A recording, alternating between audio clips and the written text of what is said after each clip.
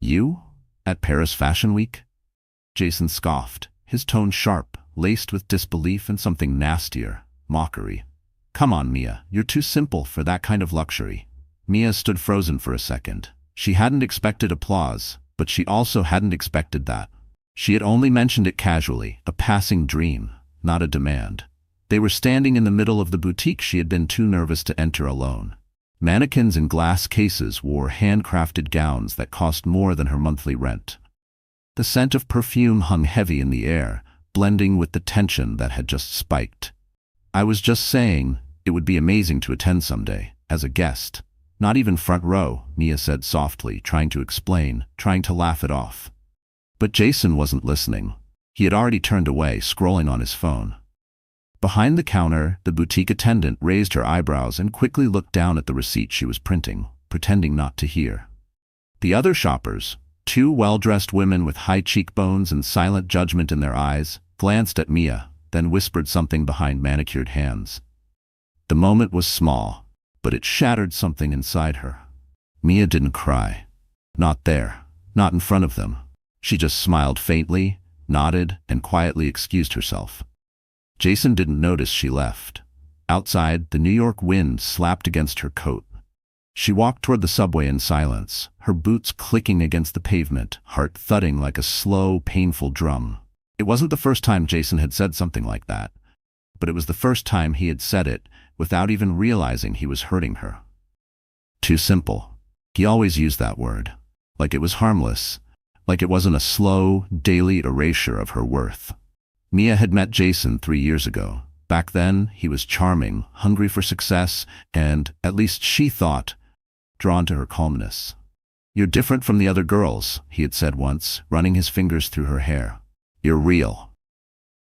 She believed him. She never told him who she really was. He thought she was just a girl who worked part-time at a bookstore in Brooklyn, wore second-hand sweaters, and drank herbal tea instead of cocktails. And she was all those things. But she was more. Much more. Mia Delacroix Bennett was the only daughter of Celeste Delacroix, the founder of Delacroix Couture, one of the most powerful fashion houses in Europe. The world didn't know because Mia chose to vanish. She walked away from the runways, the legacy, the endless galas and society events. When her mother passed away, the empire transferred to her, but she hid it. She created a new identity, a quiet one, a humble one. She didn't want to be seen as money. She wanted to be loved for who she was. So she let Jason believe she was ordinary, until now. Standing in the wind, her fingers numb from the cold, Mia remembered every humiliating moment Jason had made her feel small. Every dinner party where he introduced her as just a teacher. Every sideways glance when she wore something too plain. Every time he joked, "You'd get eaten alive in Paris." Well, let them try. Because Mia was done shrinking to make others comfortable. That night, she went home and opened the safe under her bed. Inside was a black folder, sealed, untouched for 3 years.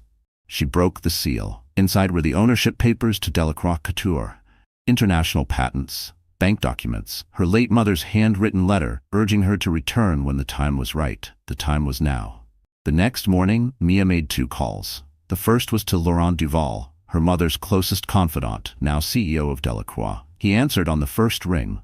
"Mademoiselle Bennett," he said in his deep French accent, voice trembling. "Is it time?" "Yes," she replied. "Call the board. I'm coming to Paris." The second call? To a private number in London. A man named Luca Moretti, billionaire, fashion investor, tech mogul, and her mother's former protege. "I need your help," she said. "I want to take it all back." 3 days later, a jet waited for her at JFK. The fashion world didn't know what was coming, but it would. Because the girl Jason called too simple for luxury was about to redefine what power looked like. And she wouldn't arrive quietly. She would arrive on the arm of a billionaire. She would arrive in couture. She would arrive with cameras flashing. Jason would see her again. But this time, he'd be the one looking up. From the outside, Mia Bennett looked like the kind of girl you passed on the street and forgot a minute later. She worked at a quiet used bookstore on the corner of Flatbush and 7th Avenue in Brooklyn. Wore the same scuffed Converse every day. Ordered chamomile tea, always. She clipped coupons, baked muffins for the neighborhood kids, and sent handwritten thank you cards for the smallest of favors. To the world, she was simple. And that's exactly how Mia wanted it. She shared a tiny, rent-controlled apartment with an old tabby cat named Hugo. The floors creaked, the heat only worked when it wanted to. Her furniture was mostly salvaged from sidewalk giveaways, and her wardrobe hadn't seen a runway trend in years. But it was hers. It was peaceful. And it was far, far away from the life she used to know. Because Mia Bennett wasn't really Mia Bennett. She was Mia Delacroix. Yes, that Delacroix. The only daughter of Celeste Delacroix, fashion icon, designer genius, and the founder of Delacroix Couture, a name whispered with reverence across Europe. Her mother's gowns had graced royalty, Oscar winners, and international royalty alike. She had built an empire from a single sewing machine in a Marseille apartment. And Mia was born into that world of elegance and excess, but she hated every inch of it. Even as a child, the lights gave her headaches. The cameras followed her to school. Every birthday was an event, every friendship a photo op, every mistake a headline. While her classmates rode bikes and scraped knees, Mia practiced posture and signed NDAs. Her mother meant well. She loved Mia fiercely, but the pressure was suffocating. Then everything changed. When Mia was 19, Celeste died in a sudden car crash on a rainy night in Milan. The entire world mourned the fashion queen. The news cycle devoured every detail: who was driving, where they were going, what song was playing in the car. But no one asked about the girl left behind. At 19, Mia became the sole heir to a multi-billion-dollar empire. Designers bowed to her. Lawyers lined up to guide her. Every magazine wanted the orphan heiress cover. Instead, she vanished. She didn't fake her death. She just disappeared.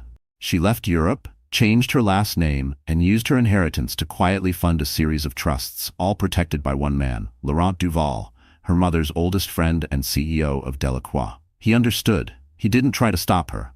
"I want to live like a real person," she told him. And she did. For nearly a decade, Mia created a new identity in America. She enrolled in a small college in Illinois, studied literature, and lived like the girl she was never allowed to be. No bodyguards, no couture, no curated life. She met Jason in her final year. At first, he seemed different. He worked in tech, not fashion, and didn't recognize her last name. They met at a coffee shop during finals week. He spilled his drink on her notes, apologized profusely, and insisted on buying her a new journal. They ended up talking for hours. He was bold, ambitious, full of ideas. She was quiet, grounded, fascinated by his fire. They fell in love fast, and for a while she believed he loved her for her. She never told him who she was, never let him see the real bank statements. He thought she lived paycheck to paycheck, and she let him. She thought if he loved her in simplicity, it meant something more. But cracks formed quickly. He began pointing out her lack of ambition. Said she wasn't driven enough. He made small comments at dinner about how she dressed too modestly. When they walked past designer stores, he joked that she couldn't survive in the big leagues. Still, she stayed, because Mia wanted so badly for someone to love her without the Delacroix name, without the fortune, without the spotlight. But Jason didn't love her for her simplicity. He tolerated it, and eventually he resented it. Every time he rolled his eyes at her bookstore job, every time he joked about her tea collection, every time he said, "You're not like those women at the galas," what he meant was, "You're not enough." But he didn't know. He didn't know the truth. That Mia had access to more wealth than he could imagine. That she had walked away from a fortune because she craved peace. That she was, in fact, the very woman he dreamed of impressing, just in disguise. And while he chased investors and name-dropped luxury brands, Mia had the power to buy every company in his contact list. She had stayed quiet out of love. But now, love had twisted into humiliation. And Mia Bennett, the girl who once ran from fashion, was about to return as Mia Delacroix. Not to prove a point, but to take back everything that was always hers. This time, she wouldn't hide behind bookshelves and bargain bins. She wouldn't downplay her worth to soothe a man's ego. She wouldn't apologize for the name that carried weight in every fashion capital on earth. The transformation wouldn't begin with a makeover. It would begin with a plane ticket. To Paris. And a message to the world: you can call her simple all you want, but when Mia Delacroix decides to rise, she rises in couture. Paris in the spring was more than just beautiful. It was alive. The city buzzed with energy, a kind of effortless glamour that pulsed through the cobbled streets, across the bridges of the Seine, and into the golden halls of its historic buildings. And during Fashion Week, Paris didn't just glow, it exploded. Every hotel lobby shimmered with diamond earrings and flashbulbs. Every cafe had at least one editor nursing espresso while typing fierce critiques between cigarette drags. Cars with tinted windows glided through narrow streets. Security stood in front of gilded double doors, nodding only for the most powerful names in the industry. Mia stepped off the jet and into that world as if she had never left it. Though it had been years since she walked the steps of Palais Garnier or dined at L'Avenue with designers, her return wasn't timid. It was strategic. Laurent Duval had arranged everything. The suite at Hôtel Le Cygne, a fleet of black vehicles, a reactivated security team, and a personal assistant named Camille who knew every secret hallway and service entrance in the city. But the crown jewel of her return? The gala. The Delacroix Revival Gala wasn't just another event in Fashion Week. It was the event. For the first time in over a decade, the brand would showcase a new line inspired by Celeste Delacroix's original sketches, ones Mia had discovered hidden in her mother's journals after her death. A celebration of legacy. A relaunch. A coronation. The venue was the Palais de Tokyo, one of the most breathtaking and provocative art spaces in Europe. Towering ceilings, dramatic lighting, and endless white walls made it the perfect canvas for rebirth. The day before the gala, Mia toured the space with Sophia Martel, the house's creative director and longtime protégé of her mother. "You've grown into her eyes," Sophia said softly, adjusting a spotlight angle. "That same fire." Mia smiled, but it was guarded. She didn't feel like Celeste yet. Not fully. But she was close. Outside, a crowd had already begun gathering near the velvet ropes, hoping to spot celebrities during rehearsals. Even whispers of Mia's return had leaked. Rumors moved faster in Paris than limousines. "I heard she's bringing someone powerful." Someone from tech? No, royalty. They weren't entirely wrong, because walking next to Mia through the rows of rehearsal chairs, clipboard in hand, was Luca Moretti. Founder of Moretti Tech, Billionaire, reclusive, rumored to have once dated a royal ballet dancer. He rarely showed his face in public unless it was behind a keynote screen or next to a UN ambassador. And now, he was with Mia. He wasn't just funding the revival, he was part of her return, her anchor. "I never thought I'd walk into this world again," Mia whispered as they stepped onto the empty runway. "You were never out of it," Luca replied. "You just gave it time to miss you." The day of the gala arrived like thunder. By noon, photographers had set up barricades, drones hovered, news anchors rehearsed lines outside the Palais. Inside, models rehearsed one last time in couture gowns that had taken over 400 hours each to stitch. Champagne chilled in crystal. Every chair had a name printed in gold foil. Editors, buyers, royals, CEOs. Back at the hotel, Mia sat in front of the mirror, a team of stylists moving like surgeons around her. The gown she would wear wasn't off a rack. It was a one-of-one creation, a tribute to her mother. Silk, the color of moonlight, shaped to her body like second skin. The neckline was structured but feminine, dipped low enough to command attention, high enough to maintain elegance. The train was embroidered with her mother's initials, hidden just beneath the folds. Camille fastened a diamond cuff around Mia's wrist. "You're going to make every woman in this city stand taller tonight," she whispered. The car ride to the venue was silent, not because Mia was nervous, but because she was focused. When the doors opened, she stepped onto the black carpet, not red, not white, but black. It was a bold statement. Delacroix was back, and it didn't need to follow anyone's rules. The flashes started instantly. "Mia, look here! Mia Delacroix returns! Who's the man beside you?" She paused with Luca on the carpet. Her hand rested on his arm. She smiled softly, but not shyly. It was the kind of smile that said, "I know exactly who I am." Inside, the crowd turned. Whispers grew louder. Some people stood instinctively. Fashion editors elbowed each other. Phones snapped silently. Mia walked down the aisle of the main hall as if it were a royal corridor. Her heels clicked against marble. Her gown swept behind her. Luca stayed a half step behind, not because he had to, but because he knew this moment wasn't his. It was hers. She reached the front row and sat in the center seat. As the lights dimmed, a voice echoed through the room. Ladies and gentlemen, Delacroix Couture proudly presents The Return, inspired by the legacy of Celeste, designed by Sophia Martel, revived by Mia Delacroix. And just like that, the music rose. Models floated down the runway in designs that merged past and future, lace collars paired with AI fabric blends, flowing trains sculpted into modern shapes. The crowd didn't clap, they gasped.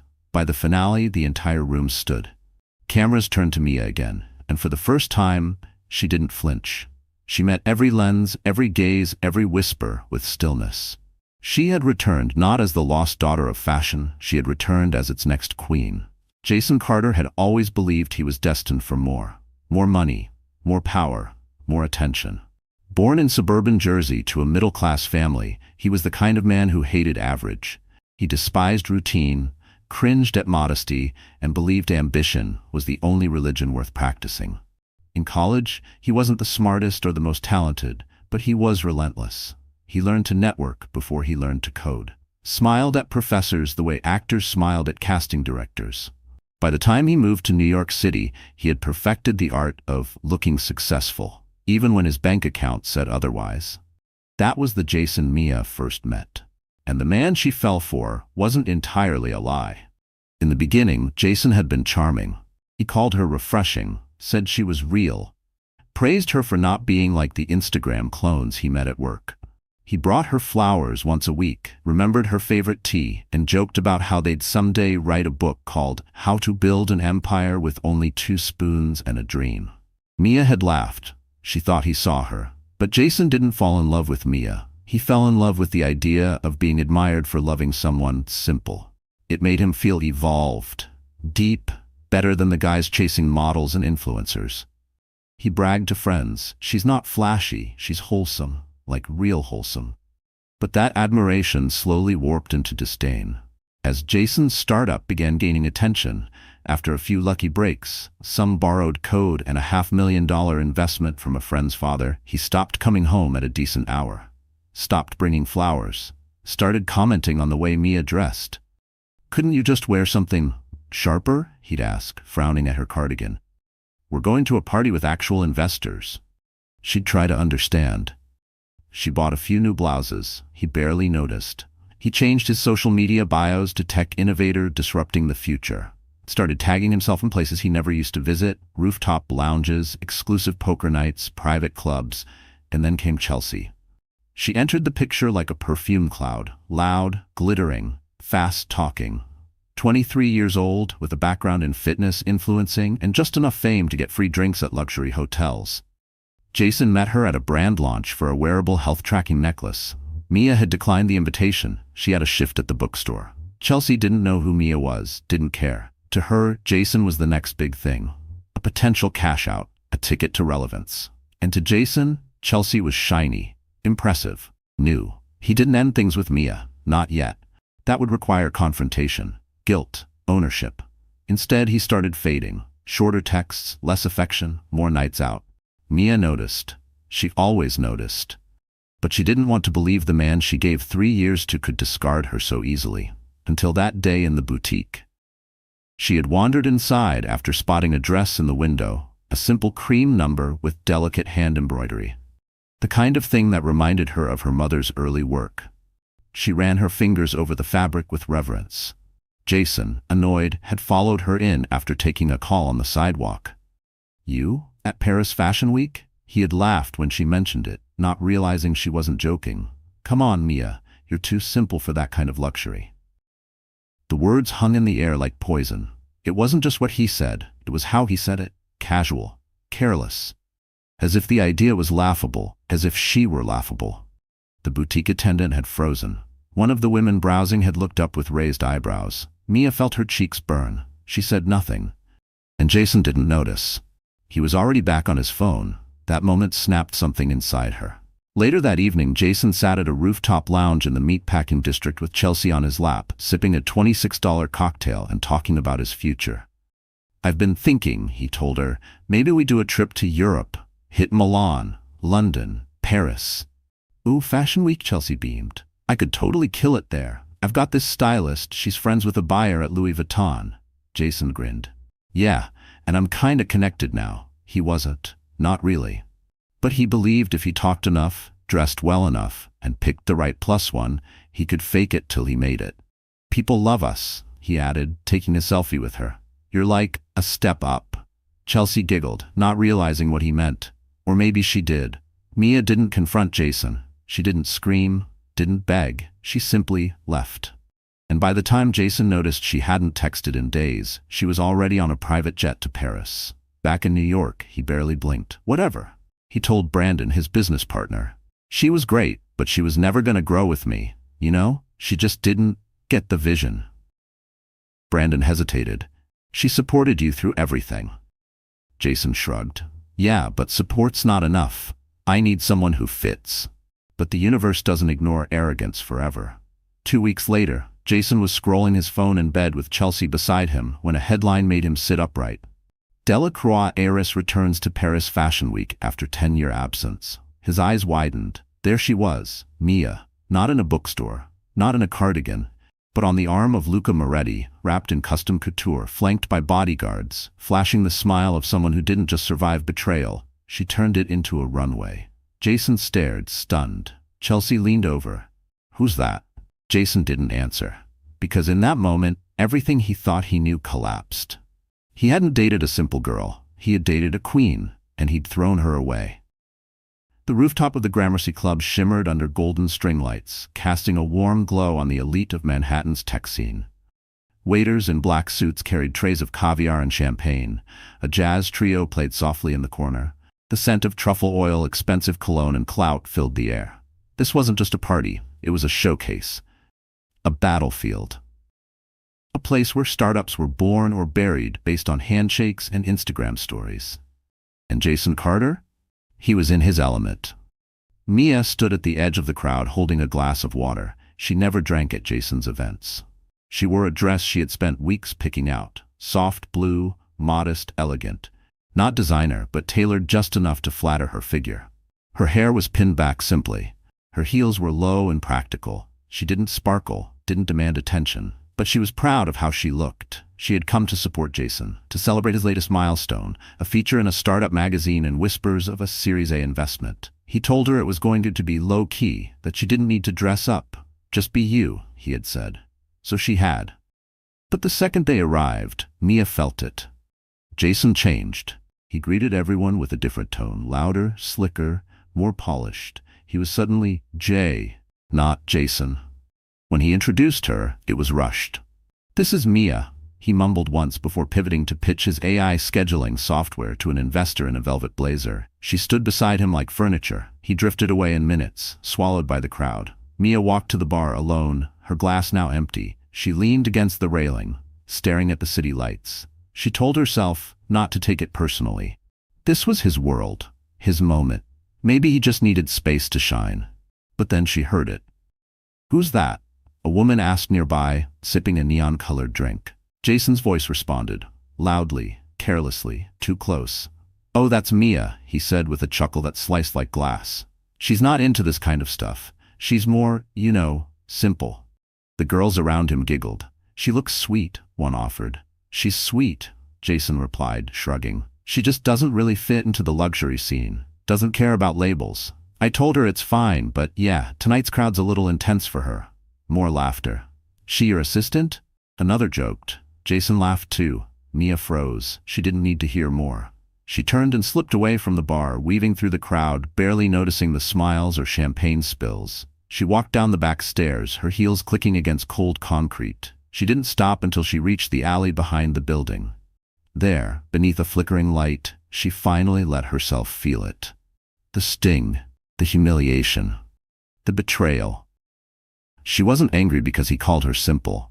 She was angry because she believed him when he used to say it was a compliment.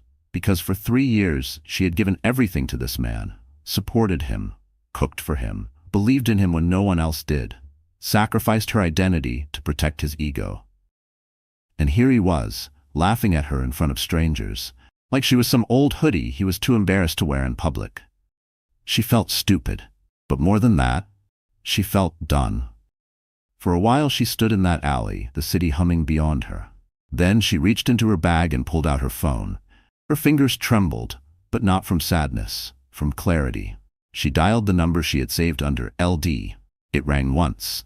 "Mademoiselle?" A French voice answered. "I'm ready," she said, her voice low, steady. There was silence on the other end. "Then I'll notify the board. We begin tomorrow." She hung up. Back upstairs, Jason was laughing louder than ever. Chelsea had shown up uninvited, wrapped in a dress she couldn't afford, and Jason didn't send her away. Instead, he poured her a drink and introduced her to his new VC contact. He didn't even notice Mia had left. 2 hours later, she sent him a message. "I won't be home tonight, or tomorrow, or after that." He read it hours later, half drunk, and didn't even respond. He assumed it was temporary, that she'd come crawling back. She didn't. The next morning, Mia packed her things, left the apartment keys on the counter, booked a one-way flight to Paris. The only thing she took from the life they shared, a single photo of herself smiling, before she ever met Jason, before she ever let anyone convince her that she had to shrink to be loved. She took that photo and pinned it inside her journal. Then she stepped onto the plane. Because this wasn't heartbreak. This was awakening. And Jason Carter? He had just lost the one woman who could have made him feel like a king. The apartment was quiet.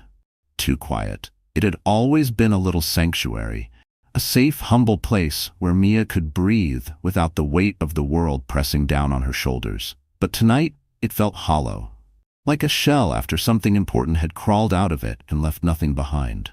Mia closed the door gently behind her, not because she was trying to be quiet, but because she didn't have the energy for sound. She dropped her purse to the floor and stood in the middle of the room, staring at nothing. The same beige couch, the books stacked by the window, her old record player still loaded with a Billie Holiday vinyl she hadn't played in weeks, the small framed photo of her and Jason at the lake, his arm around her, both smiling, back when she believed him, back when she believed herself. She wanted to scream. Instead, she sat down slowly on the edge of the couch, her coat still on, and stared at the floor. What just happened? It had all felt so sudden. But it hadn't been. Not really. Jason's betrayal wasn't one blow. It was a series of tiny paper cuts that she had ignored until she bled out emotionally. He hadn't just humiliated her at the rooftop party. He had chipped away at her for months, years. And she had let him. That was the part that stunned the most. She curled her legs beneath her and finally let the tears come. Big, angry tears. Not soft sobs, but chest-heaving, breathless crying that made her feel like something inside her was breaking open. Not just from the betrayal, but from the guilt of staying too long. From the fear that maybe she had become small. From the mourning of the version of herself she'd buried to make someone else feel big. She cried until her face was swollen and her throat hurt. She cried until her cat Hugo padded over and sat quietly beside her, as if to say, "It's okay. Let it out." For hours, Mia sat in the dark, remembering everything. The times she made excuses for Jason's dismissiveness. The moments he turned her down for dinner because he had a thing. The dozens of events she skipped because she didn't feel pretty enough, rich enough, glamorous enough to be seen next to him. And most of all, she remembered the girl she used to be before she dimmed her own light. The girl who knew fabrics better than most designers. The girl who once stayed up all night designing her prom dress because she hated everything in stores. The girl who used to stand in her mother's atelier, tracing the seams of couture gowns with reverence, not fear. That girl hadn't died. She had just gone into hiding. And tonight, in the dark, that girl stirred. It didn't happen all at once. The rebirth wasn't dramatic or loud. It was quiet, slow, like a pilot light flickering back to life. Mia reached for her phone. Dozens of unread messages, a few from Jason finally. One said, "Are you okay?" Another, "Come home, let's talk." She deleted them without opening. Then she opened her notes app and began typing. She didn't know what she was writing at first, just thoughts, phrases. "I dimmed my light to make someone else shine. Simple isn't weakness, it's silence, and silence ends now. Paris, revival, my name, not his."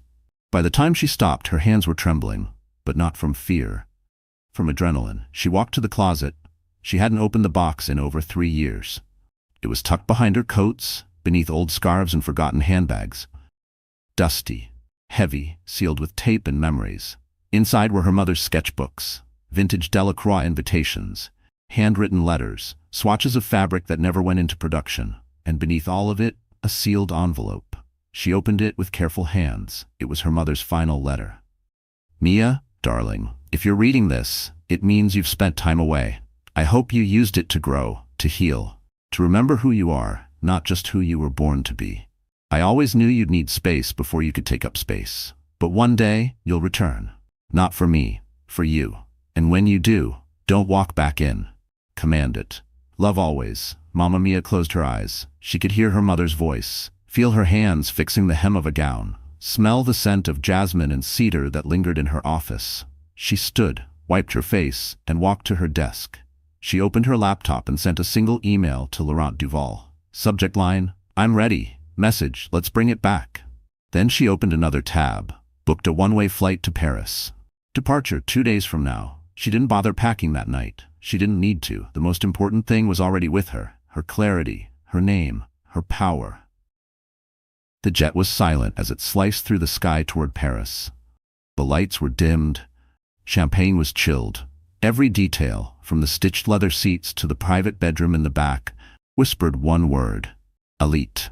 Mia sat by the window, her eyes locked on the horizon. She didn't speak much during the flight. She didn't need to. Everything had already been decided. This wasn't a vacation. It was a return, a reclamation.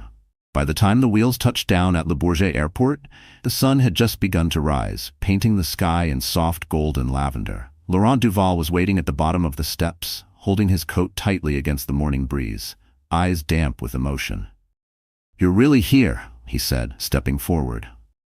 Mia smiled, but her voice was steady. "I'm ready now." A black Mercedes whisked her away from the tarmac, through narrow cobblestone alleys, past rows of ornate Parisian balconies. It stopped in front of Hôtel Le Cygne, an exclusive boutique property favored by monarchs and movie stars. The entire top floor had already been reserved for her. Laurent made sure of it. But she didn't rest.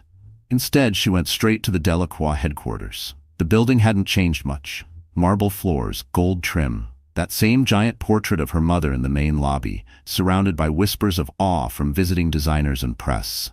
For years, Mia had walked away from all of this. Now, she was walking back in, not as the scared girl who fled legacy, but as the woman ready to lead it. The elevator ride to the executive floor felt endless. When the doors opened, a dozen familiar faces looked up from their chairs around a long table. Some gasped, others simply stared. And at the head of the table stood Sophia Martel, head designer, longtime mentor, and the last person to ever see Celeste Delacroix alive. Sophia stepped forward, hands clasped, her voice trembling. "You look so much like her." Mia smiled, eyes sharp. "I'm not her." She paused, then added, "But I carry everything she built in my blood." That afternoon, behind closed doors, Mia laid it all out. Her return wasn't symbolic. She wasn't here to pose for photos or sign some honorary position on the board. She was here to lead, to own, to rebuild. The executives hesitated at first. Some whispered doubts, others exchanged glances. Then Mia unzipped her leather case and pulled out the documents, proof of her majority ownership, legal filings, patent rights, letters from Celeste, and finally, the deal. She wanted to relaunch Delacroix under a new division, Delacroix Revival, a modern, ethical, sustainable luxury line, still couture, still elite, but with a focus on purpose, not just glamour. Inspired by her mother's archived sketches and driven by new innovation, and she had the funding to back it. That's when she said his name. "Luca Moretti is coming on board as my partner." The room shifted. Luca Moretti, the reclusive Italian billionaire, tech mogul, founder of Moretti Global, investor in medical AI, green energy, and space exploration. The man Forbes once called the smartest power broker you've never met, and also the man Mia had known since she was 16. Back then, he had interned at Delacroix as a quiet tech consultant, helping Celeste streamline production operations and introduce wearable tech into fashion. He and Mia bonded over long nights in the design lab, him explaining algorithms, her showing him the art of silhouette. They lost touch after her mother died, until now. Luca arrived in Paris the next morning. His black town car pulled into the private Delacroix courtyard, paparazzi completely unaware. He walked in wearing a tailored charcoal suit, no tie, and the air of a man who could crash markets or build cities. When he saw Mia, his entire face softened. "You came back," he said. "And you kept your number," she smiled. They shook hands like old friends, but they spoke like equals. For the next 2 days, they worked side by side, reviewing the legacy archives, touring the flagship atelier, meeting with fabric developers and ethical manufacturers. Every decision Mia made was thoughtful but firm. She wasn't guessing. She knew what she wanted.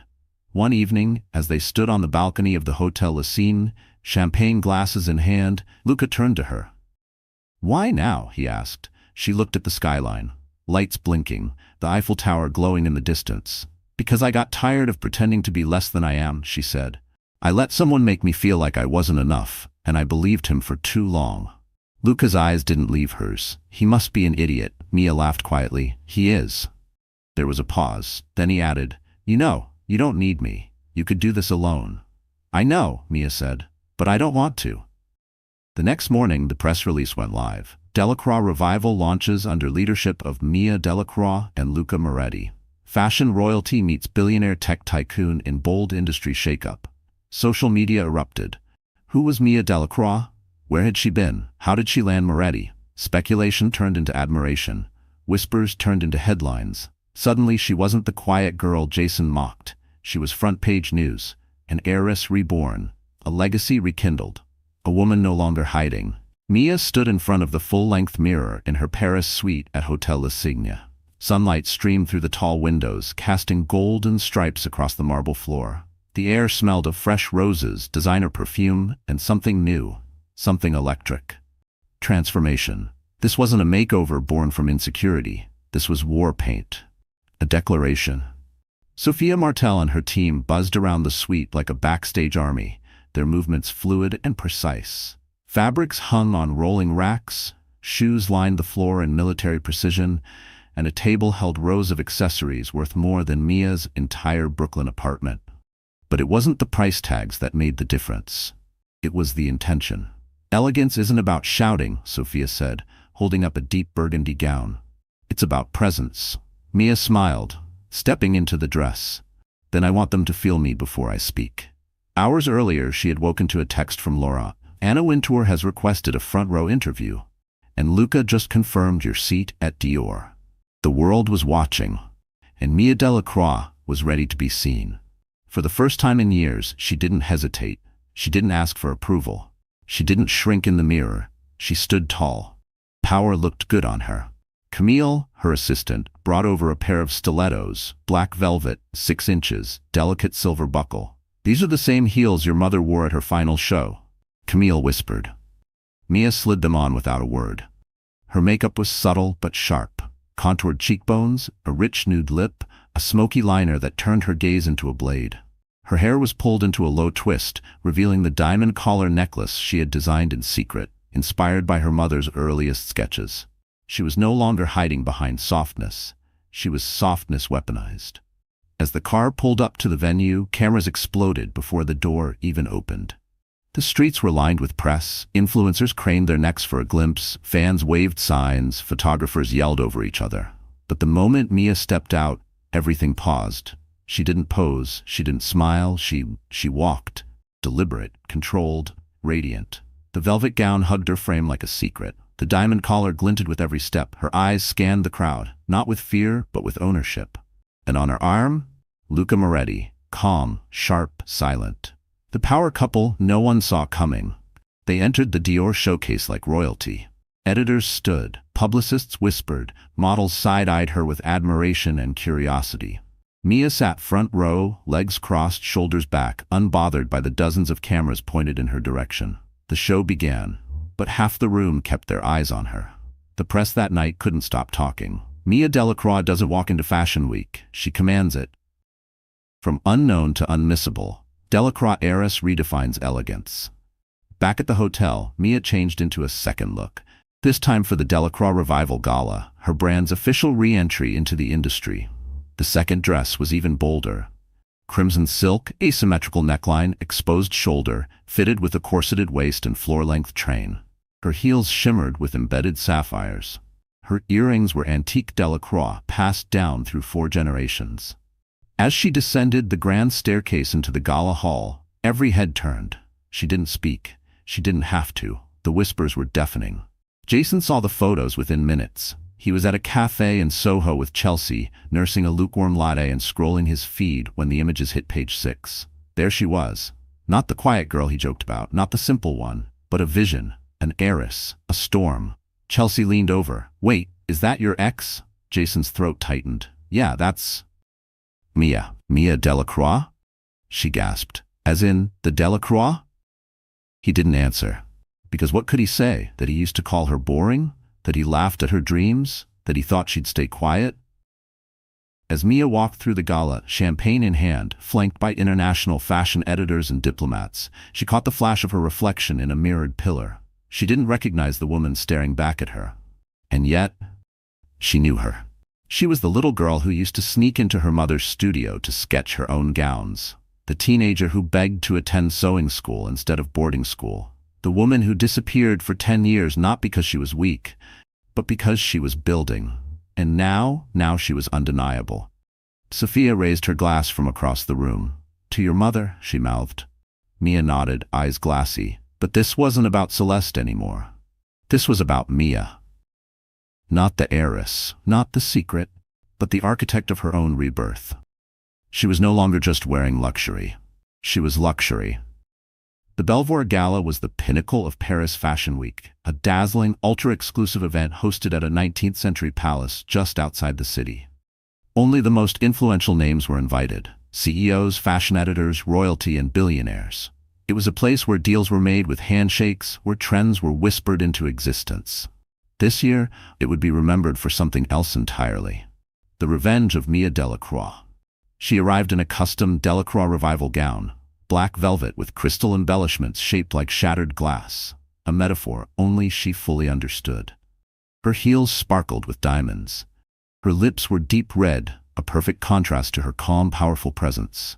And on her arm, as always, was Luca Moretti. As they stepped onto the grand marble staircase leading into the palace, photographers swarmed like bees. Flashbulbs lit up the night. Everyone wanted a piece of the woman whose name had once been forgotten and now couldn't be escaped. Inside, the ballroom glowed with chandeliers.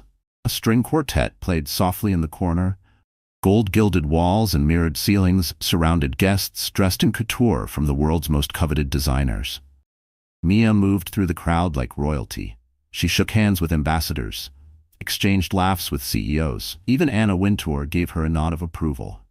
But she was waiting for one person, and he was about to arrive. Jason Carter. He had managed to weasel his way into the gala by pitching his failing startup to a minor tech investor who happened to be on the guest list. His company had recently taken a hit: bad press, unstable funding, missed deadlines. But tonight, he was determined to fix it all. He wore a borrowed tux and a forced smile, holding Chelsea's hand a little too tightly.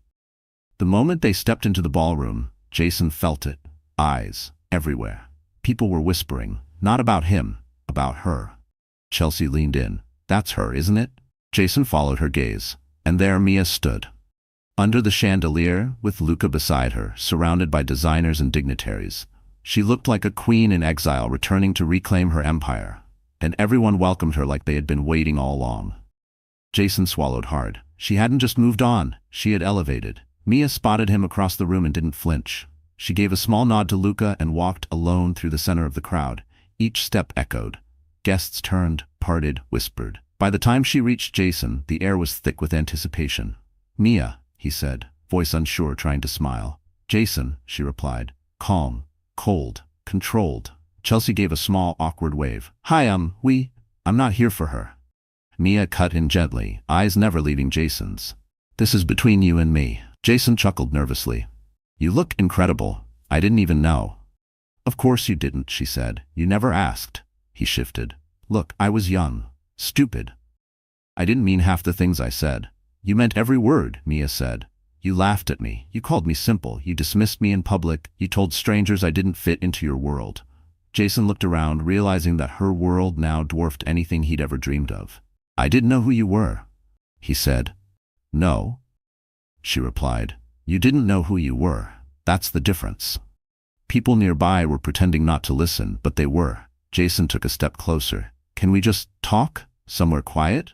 No, Mia said, voice clear. You had years to talk. You chose silence. Now it's my turn. She leaned in slightly, just enough for only him to hear. Thank you. He blinked. What? Thank you for underestimating me, she said.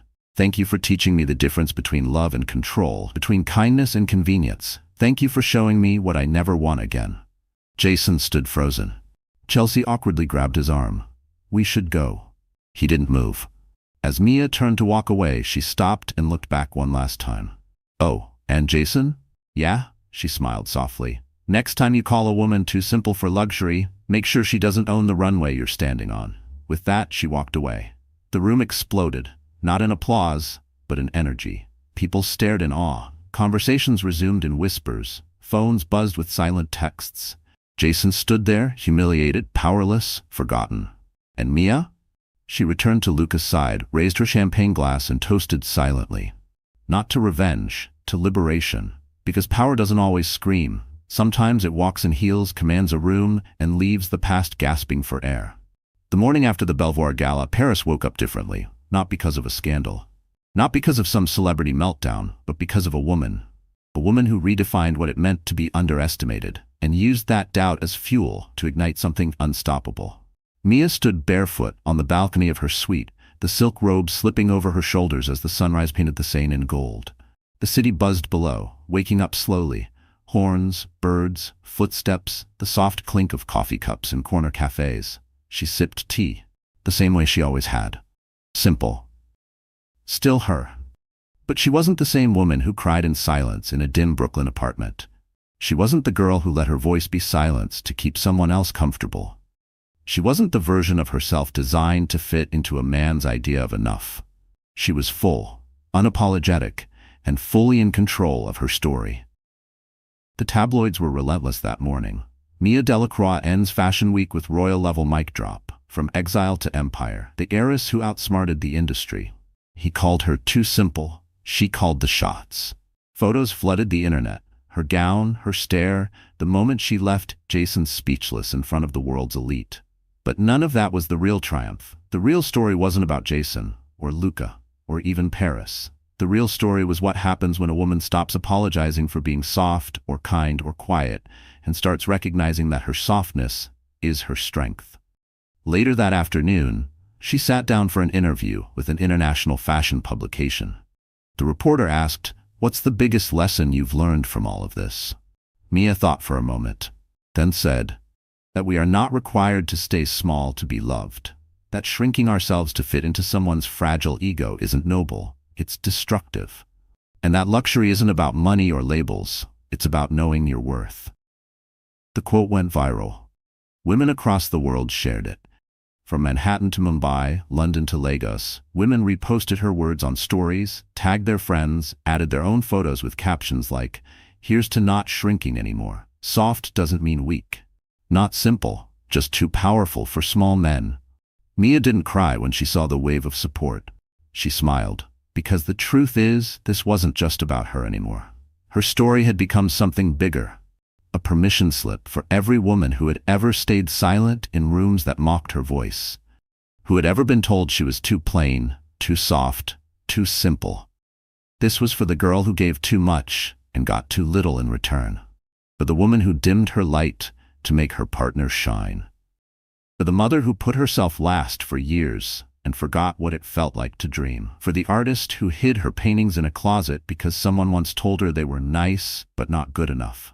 For every version of womanhood that had been dismissed, Mia became a mirror, and in that mirror, millions saw themselves, not as broken, but as blooming. 1 week after the gala, she launched the Delacroix Women Initiative, a global mentorship and micro-grant program for women in fashion, tech, and the arts. She partnered with Luca's company to fund scholarships for girls from underrepresented communities. And she didn't stop there. She went on stage at a TED-style event in London. No script, no teleprompter. Just her. And said, "I spent too long believing I had to be small to be loved, that men would only stay if I kept quiet, dressed soft, and didn't take up too much space. But here's what they don't tell you. The right people won't ask you to shrink. They'll make room for you to rise." Standing ovation. Tears in the audience. One woman sobbed into her hands. A 17-year-old girl in the front row whispered, "That's me." And it was. It was all of us. Because Mia's journey wasn't just about fashion or revenge. It was about remembering that softness is not weakness, that quiet is not invisibility, that grace is not surrender, that your worth isn't up for negotiation. She left that stage not as a symbol, not as a trend, but as a testament. To every woman reading this, watching this, feeling this, you don't have to scream to be heard. You don't have to dazzle to be seen. You don't have to shrink to be loved. You are not too simple for anything. You are enough, right now, exactly as you are. And when you finally rise, don't whisper. Walk in like you own the room, because you do. So the story has ended, our wonderful friends. Are you still here with us now? If you're really still here, then maybe something in Mia's journey spoke to a piece of your heart. Maybe it reminded you of your own silence, your own moments of shrinking to make someone else feel tall. And maybe, just maybe, it reminded you that your softness, your kindness, your dreams, they are not weaknesses. They are your quiet strength. You see, Mia's transformation wasn't just about couture gowns or glittering galas. It was about remembering who she was before the world told her to be smaller. Her story teaches us that no one has the right to define your worth, especially not someone who calls you too simple while standing in the shadow of your strength. And maybe, just maybe, that's the reminder we all need. You do not need permission to be powerful. There's a quote from Heterodoxism that says, "Healing begins the moment you stop asking others to validate your truth and start honoring it yourself." That's what Mia did. And maybe now, it's your turn. If you're someone who's been called too plain, too soft, too quiet, too much, or not enough, this is your call. Not just to rise, but to reclaim. Reclaim your voice, your dreams, your self-worth. You are not too simple for anything. You are not behind. You are not invisible. You are blooming. So if you've been moved, if this story stirred something in you, I invite you, no, I ask you, to like this video, to share it with someone who needs to hear it, and to subscribe to this channel where we tell stories that heal and empower. Because the next story, it could be yours. And when you rise, make sure they hear your heels echo down the marble floor. You're not just walking into the room, you own it. So the story has ended, dear friends. And if you're still here, still watching or listening at this point, then maybe something inside this story spoke to you in a way that words often can't explain. Maybe it wasn't just Evelyn's journey. It was yours too. Because at the heart of it, this story isn't just about betrayal or glamour or revenge. It's about choosing yourself in the silence. About healing not for show, but for soul. About realizing that when the world counts you out, your next move can be the loudest whisper of all. I'm still here, and I'm becoming. There's something sacred about watching someone fall apart, and not just survive, but come back stronger, softer, and wiser. That's what Evelyn did. And maybe that's what you're doing too. There's a beautiful quote from Heterodox Wisdom that says, "Do not be ashamed of how long it took you to heal. You are still healing, and that too is holy." So maybe you're not where you want to be yet. Maybe you're still holding back tears in private. Maybe your strength doesn't look glamorous. It just looks like waking up again, trying again, breathing through the pain. But hear this, your healing is enough. Your journey is real. And just like Evelyn, you're not waiting to be chosen anymore. You are already becoming the woman or the man you were always meant to be. If this story stirred something in you, please take a moment to like, share, and subscribe. Not just for the content, but to remind someone else who might need to hear this today. You are not broken. You are rising. And if you're still here, thank you. You matter more than you know.